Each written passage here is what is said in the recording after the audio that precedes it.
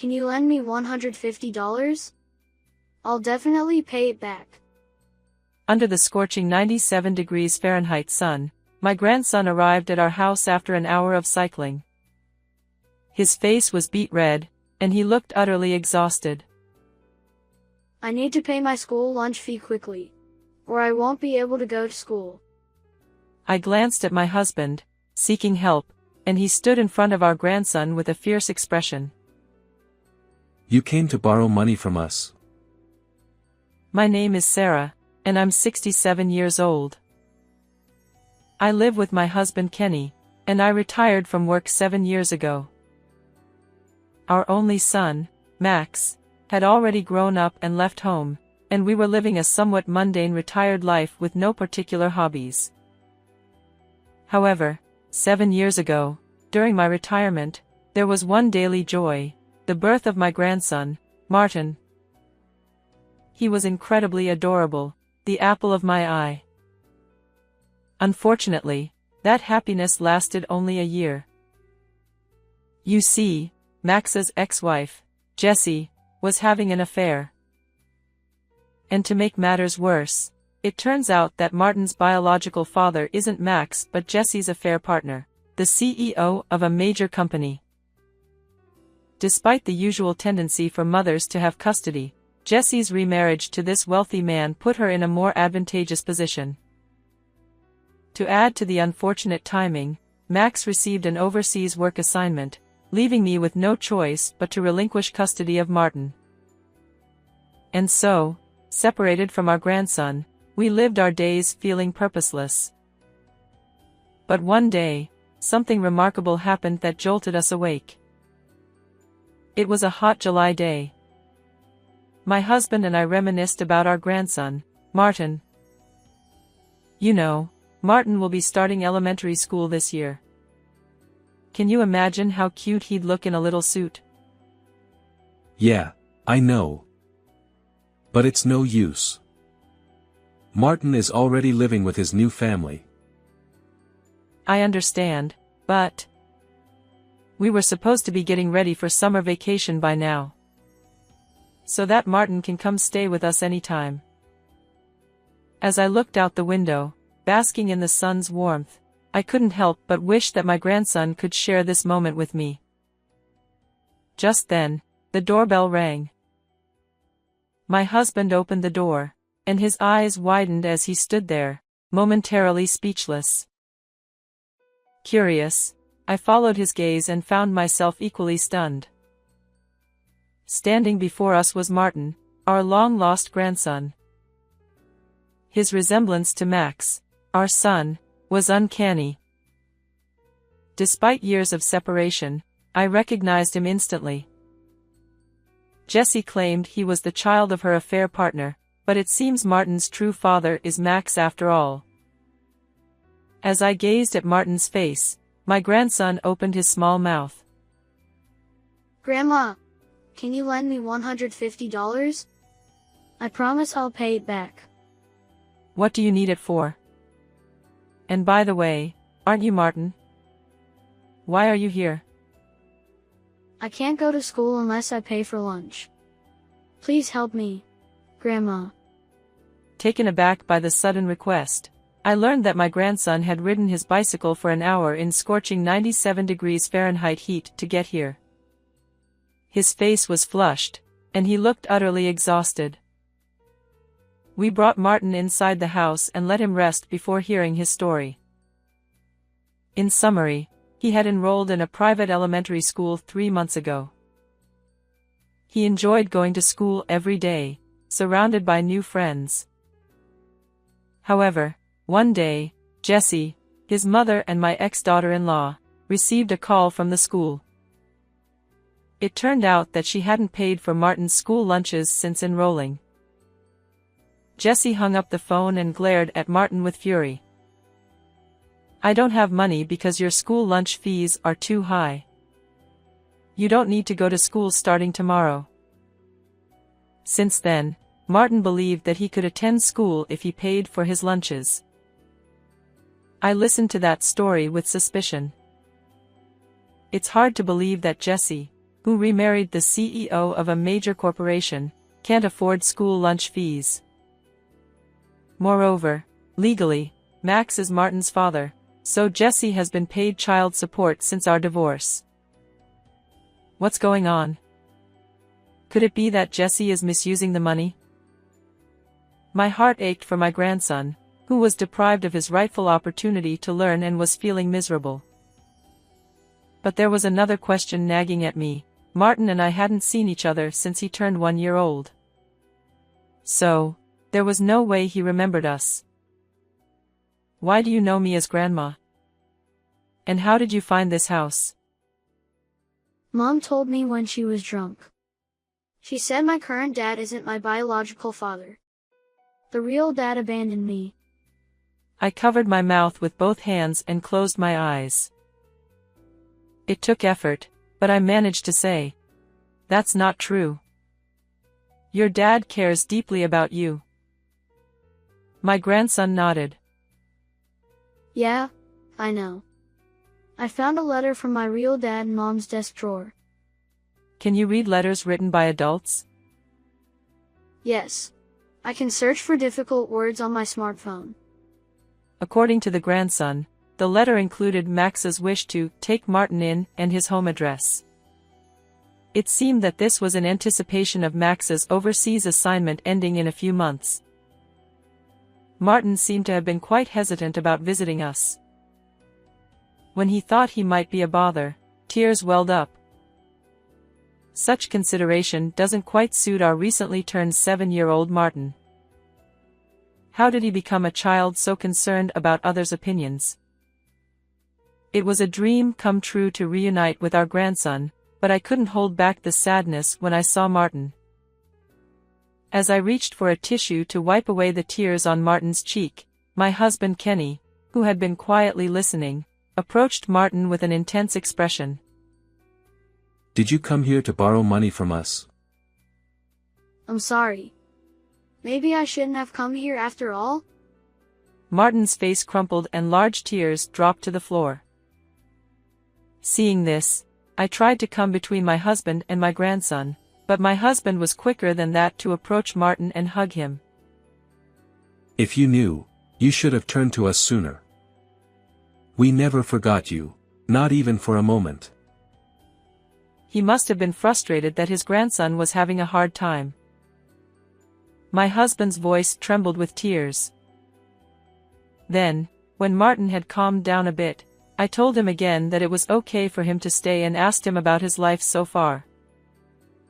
Although my ex-daughter-in-law, Jessie, has not hurt Martin, she is definitely a lousy mother. She took advantage of the fact that her remarried partner Jack was busy, and not only did she not cook Martin's meals, but even when she was home, she spent most of her time on social networking sites and playing video games on her phone. She also spent a lot of time playing with other men, even inviting them to her house and inviting them into her bedroom on the worst occasions. It was during a party at home with this man that he told Martin that Jack was not his real father. And not only was she cheating on him in front of her own children, but what was most unforgivable was what she said to Martin when he found out about it. "You were a tool to make me the wife of the president of the company, so you don't have to study." Can we really call her a mother now? We immediately took action because of the way my ex-daughter-in-law treated my grandson. You're not going to leave it like this, are you? Of course not. I'm going to get back custody. Call Max right now. In the first place, we gave custody to Jessie partly because Max was going to work overseas, but most of all because we thought she was necessary to raise Martin. However, since she was not taking care of the child properly, we could not leave Martin with her any longer. When I explained this to Max, he said, "I can't leave right away, but I have an idea," and hung up the phone.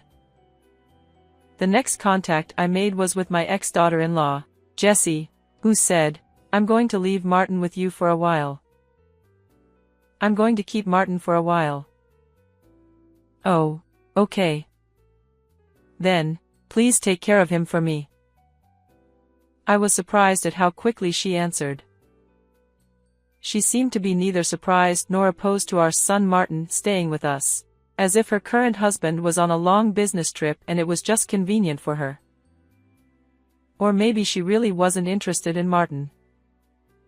2 weeks later, we took Martin to visit my ex-daughter-in-law at her home. When I rang the doorbell, she appeared in a tedious manner and ushered us alone into the living room, except for Martin. "Martin, go to your room. Don't you understand unless you're told every single time?" Seeing Martin, whose cheerful smile he had shown us had disappeared and he had become very quiet, I felt sadness and anger toward my ex-daughter-in-law at the same time. A deep crease was clearly etched between my husband's eyebrows. "Let me get straight to the point. Give our son custody right now." "What? What is that? You're just taking care of Martin for 2 weeks and you're getting all worked up about it. Besides, Max is overseas, isn't he?"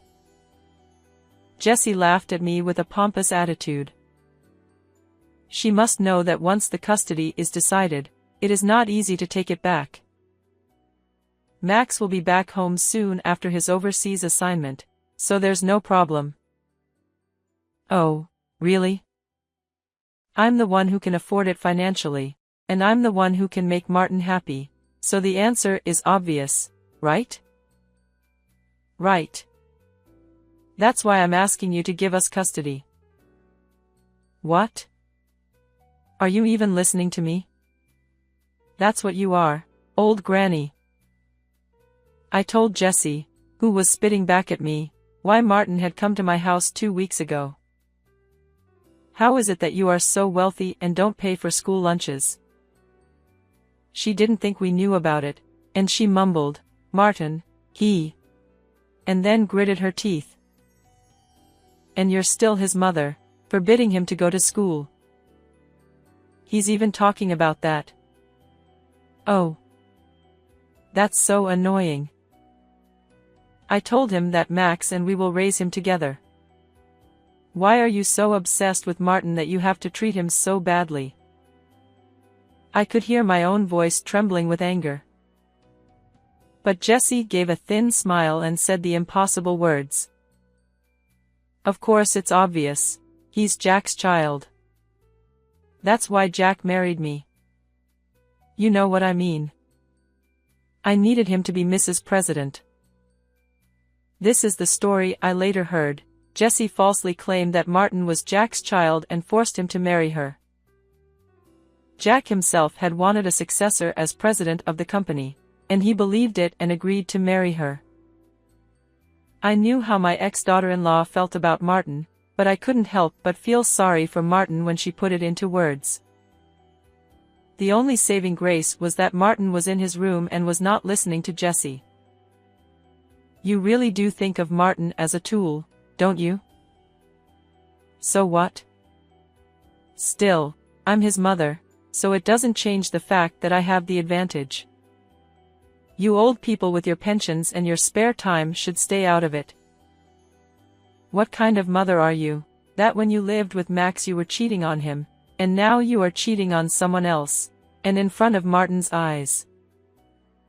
Jessie is clearly upset because she has hit a sore spot. "You're going to be found out by your current husband before long, and you need to give custody back to Max before Martin becomes unhappy." Just as she was about to finish or not finish those words, Martin came out of the children's room. "Mom, I know you like other men more than me. I want to live with my dad at Grandma's house." I had heard Martin's feelings before, but I had never expected my young grandson to say it himself. Jessie's eyes widened in surprise. "What are you talking about, forgetting that I gave birth to you? What are you going to do if I get a divorce?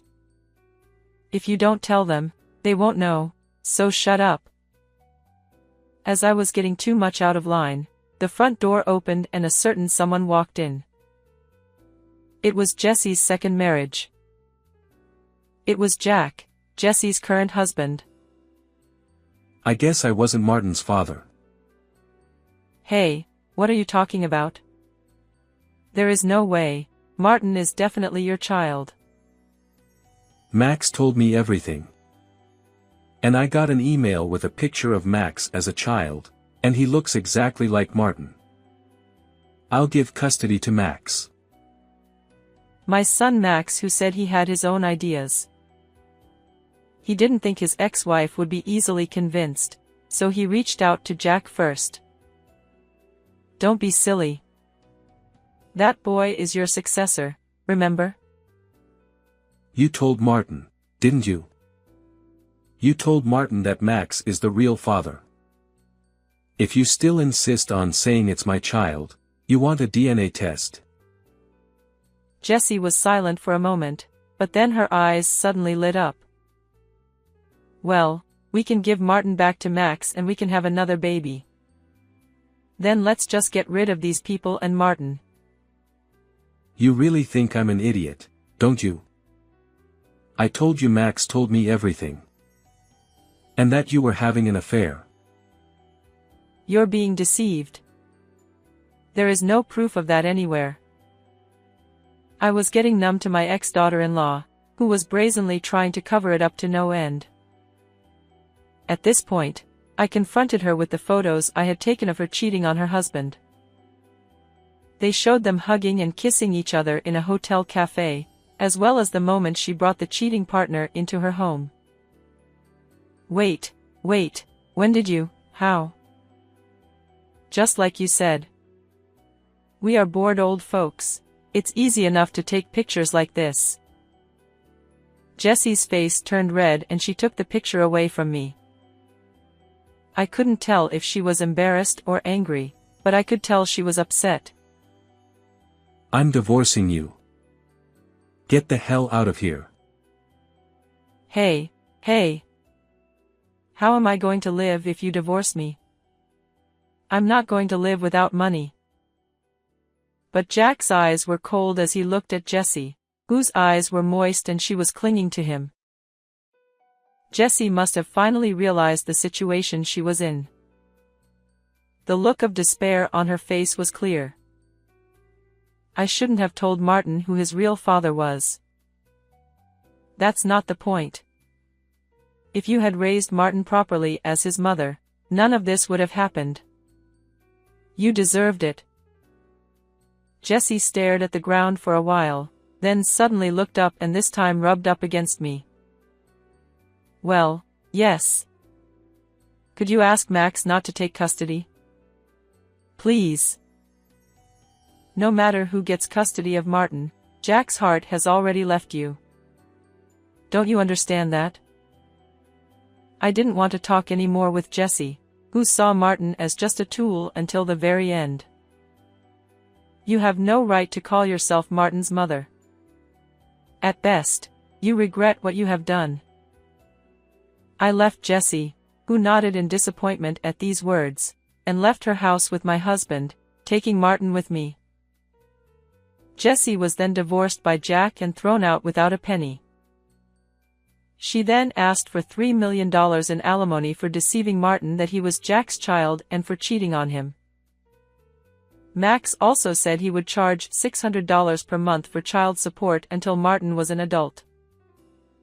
Once Jessie was dumped by Jack, none of her former lovers came around, and she had to start working at night to pay the alimony. After Max returned to Japan, custody of my grandson was safely returned to him. Every day I am happy to see Martin happily going to school and happily talking about the day's events. We will continue to live together as a family, watching Martin's growth by our side. What did you think of this story? Please subscribe to our channel. See you in the next video.